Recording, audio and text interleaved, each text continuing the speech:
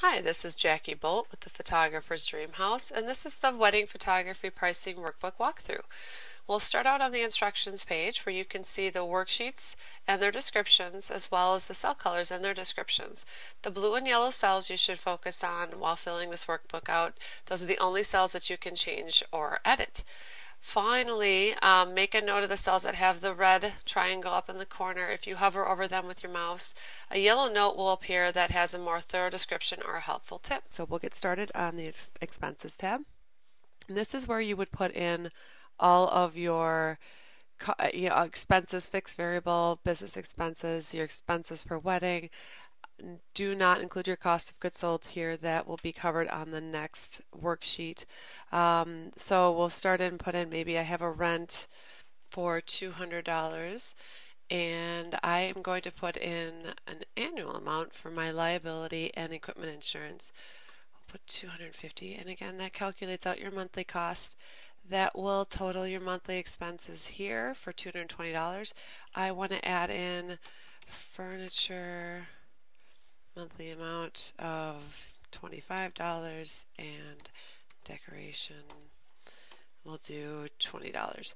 Again, that will total your monthly expenses here at the bottom. You can put in expenses per wedding. This is not including cost of goods sold. This will include assistance, rentals. Maybe you rent a lens at every wedding for $50. So this is your total expense per wedding, and you again have ample space to put in any additional ones for your own business. Let's move on to the product pricing worksheet. And you'll want to start out by filling in these yellow cells over here to the left. Charge per hour of wedding coverage. That is how much that you are going to charge the customer per hour of wedding coverage, actually physically shooting at their wedding. So we'll put in $250. Processing time per hour. This is the amount of money that you will charge yourself for editing the photos, culling the photos, getting the photos ready to order and shipped to the customer. So we'll put in $50 here. Average amount of images processed per hour. Everybody's different here, so I do about 75 an hour. Images presented per hour of coverage. I present probably about 60 hours for every hour of coverage I am shooting a wedding. Credit card processing fee, 3%. Markup multiplier is going to be 3. And that number can be a 2, 4, or 5. It's really a matter of how much you want to mark up your products. I've already gone ahead and filled in some typical print products, but there are lots of spaces here to add your own products. We will add in an 8x8 album, 10x10 album. All right. So let's do a base cost 8x10 here, $250. Packaging cost. This is how much it costs to package it and send to the customer. Let me say for one print it's $2. Cost to ship to, let's say $3.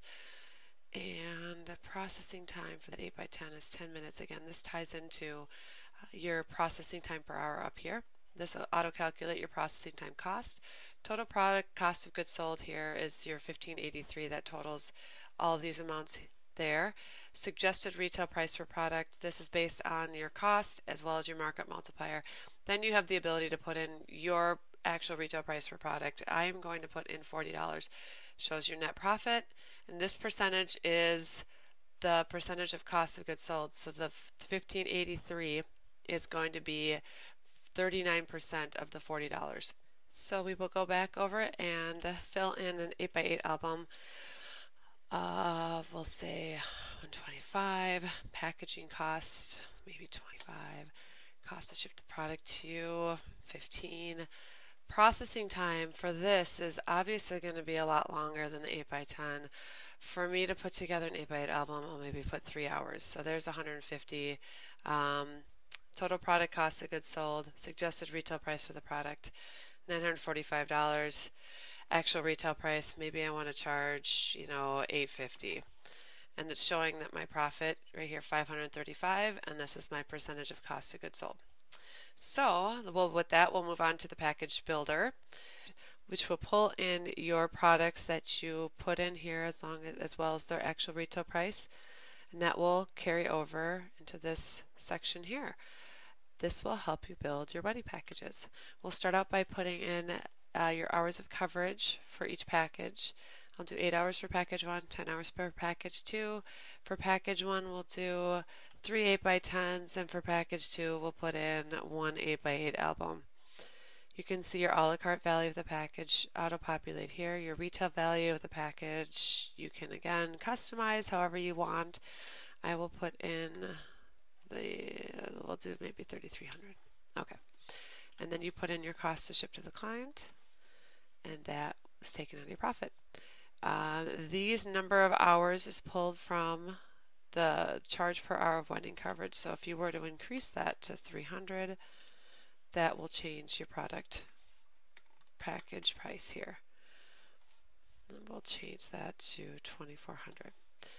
All right, maybe 3,500 there. Okay, save your retail package price of your wedding packages. Now we are ready to move on to the last worksheet, which is your wedding pricing results worksheet. You first start out with putting in the percentage of weddings paid via credit card. Say 30%. Put in a 3% average credit card processing fee, and the desired number of weddings per month. Maybe I want to do 1.5 weddings per month. You'll see the spreadsheet kind of came to life. Over here your pie chart fills in. You have your total annual profit, your federal and state taxes, sales tax, credit card processing fees, cost of goods sold, expenses per wedding, and expenses. You will have your minimum wedding package price. This is at a minimum how much you're going to be booking per wedding. You might be doing more, but that's just a bonus on top of this. We really want to focus on your absolute minimum you'll be making in order to make sure you're making the profit you're looking for. Weddings per year is 18, and your total annual gross is 42,000. Then you take out your sales tax, cost per wedding, your average credit card processing fee per wedding, cost of goods sold for minimum wedding package, expenses per month, expenses per wedding, to get your total net income per wedding before income taxes of $18,065.